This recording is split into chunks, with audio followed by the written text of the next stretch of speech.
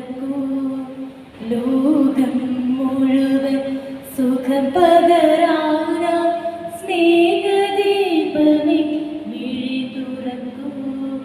കഥന നിവാരണ കനിവിന്നുറവേ കാട്ടിൻ നടുവിൽ വഴി തെളിക്കൂ, ലോകം മുഴുവൻ സുഖം പകരാനാ സ്നേഹദീപമേ മിഴി തുറക്കൂ.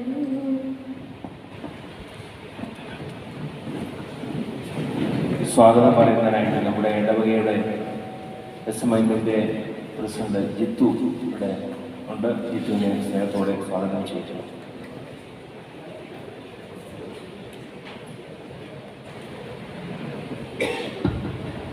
പ്രിയപ്പെട്ട വികാരിച്ച,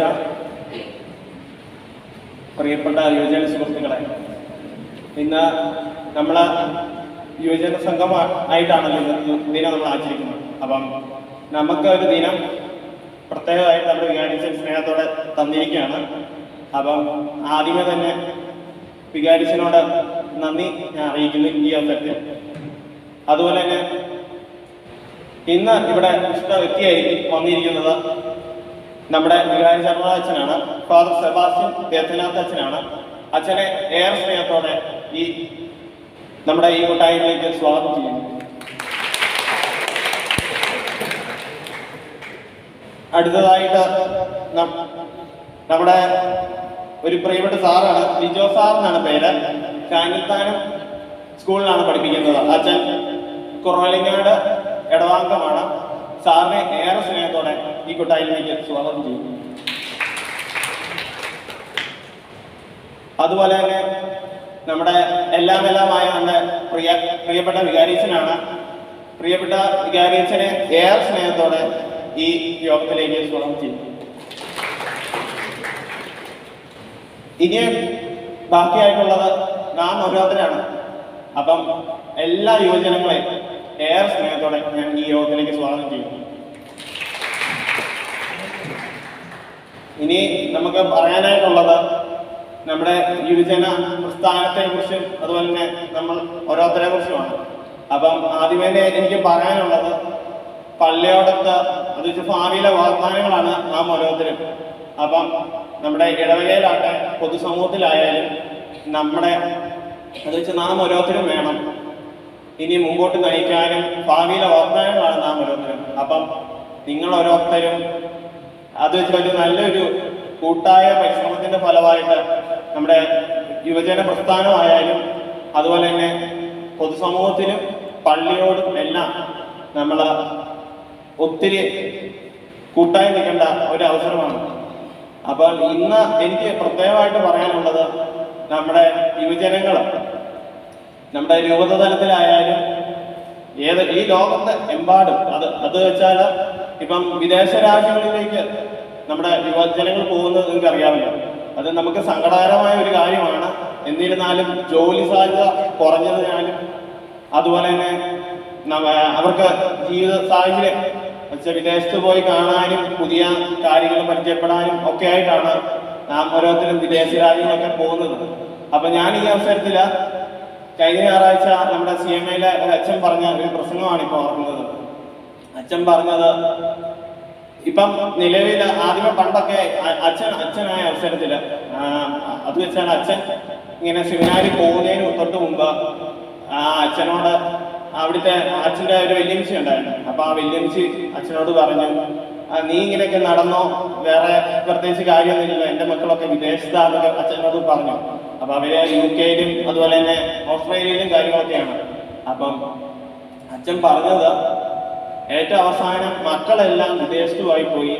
അതുപോലെ തന്നെ യുവജനങ്ങൾ അത് വെച്ചാൽ യുവാക്കളെല്ലാം നമ്മുടെ ഒരു 18 വയസ്സ് കഴിഞ്ഞാൽ +2 കഴിഞ്ഞാൽ തൊട്ട് വിദേശ രാജ്യങ്ങളിലേക്ക് പോവുകയാണ് ഇപ്പോഴത്തെ അവസരത്തിൽ കാണാൻ സാധിക്കുന്നത്. അത് പറയേണ്ട കാര്യമില്ല. അപ്പൊ അച്ഛൻ പറഞ്ഞത് അച്ഛൻ്റെ വല്യമ്മച്ചിയിലെ മക്കളെല്ലാം വിദേശത്ത്. അപ്പം അച്ഛൻ ഇങ്ങനെ ഒറ്റയ്ക്ക് ഇങ്ങനെ നടക്കുക.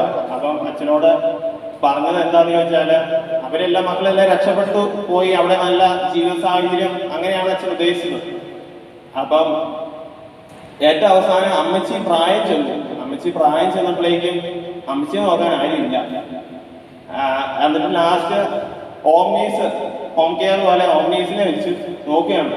അപ്പം അച്ഛൻ പറഞ്ഞത് ഇനി അമ്മച്ചിയുടെ ഓരോ മുമ്പോട്ടുള്ള ഒരു പ്രാർത്ഥനയായിട്ട് ഏത് ശുശ്രൂഷയ്ക്കായാലും അച്ഛനെ തന്നെ ഏറ്റവും അവസാനം വിളിച്ചു.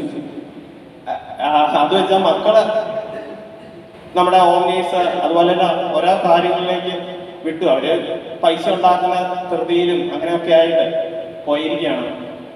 അപ്പം അച്ഛൻ പറഞ്ഞത് ഇപ്പൊ വിദേശ രാജ്യങ്ങളിൽ നമ്മൾ ഓരോരുത്തർ പോയാലും തിരിച്ച് നമ്മുടെ ഒരു അടിസ്ഥാനത്തിൽ അത് വെച്ച് നമുക്കൊരു എത്തി കഴിഞ്ഞാൽ തിരിച്ച് നാട്ടിലേക്ക് തന്നെ നമ്മൾ വരണം. അതുപോലെ തന്നെ അങ്ങനെ ആ സാഹചര്യം വന്നില്ലെങ്കിൽ നമ്മുടെ യുവജനങ്ങൾ ഇല്ലാതായാൽ നമ്മുടെ പള്ളിയിലാകട്ടെ നമ്മുടെ സമൂഹത്തിനും അത് വളരെയേറെ ഒരു തീരെ നഷ്ടമാണ്. അപ്പൊ നമ്മളെല്ലാവരും പോവുകയാണെങ്കിൽ തിരിച്ച് നമ്മുടെ കേരളം അല്ലെങ്കിൽ നമ്മുടെ രാജ്യത്തോട് ഒരു സ്നേഹം ഉണ്ടെങ്കിൽ തിരിച്ചു വരികയും അതുപോലെ തന്നെ എല്ലാവിധ പ്രതീക്ഷയുമായിട്ട് നമ്മൾ ഓരോ ശക്തിയായിട്ട് നമ്മളിവിടെ മാറണം.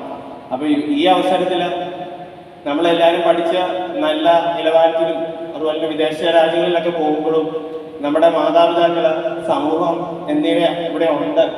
ആ ഒരു പ്രതീക്ഷയിലും അതുപോലെ തന്നെ നാളെ ഭാവിയിൽ നമ്മളാണല്ലോ യുവജനങ്ങളെ നയിക്കേണ്ടത്. പ്രത്യേകിച്ച് നമ്മളാണ് യുവജനം, നാളെ ഭാവിയിലെ വാഗ്ദാനങ്ങൾ. അപ്പം പള്ളിയോടൊത്ത് ചിന്തിക്കുവാനും പള്ളിയിൽ ഓരോ കാര്യങ്ങൾ ചെയ്യാനും നമ്മൾ വേണം. വിശുദ്ധ കുർബാനയിലാട്ടെ ഏത് കാര്യങ്ങളും നമ്മൾ ഓരോരുത്തരും വേണം.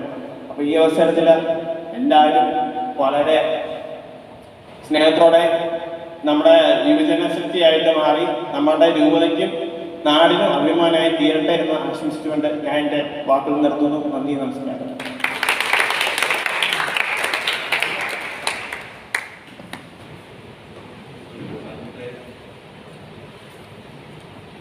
ആദ്യത്തെ സെക്ഷൻ കൈകാര്യം ചെയ്യുന്നത് നമ്മുടെ വലിയ ബഹുമാനപ്പെട്ട ലതാനന്ദനാണ്. ഏറ്റവും സ്നേഹത്തോടി സ്വാഗതം ചെയ്യുന്നു.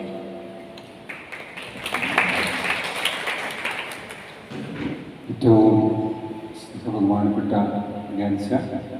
പ്രിയപ്പെട്ട ജിജോ സാർ,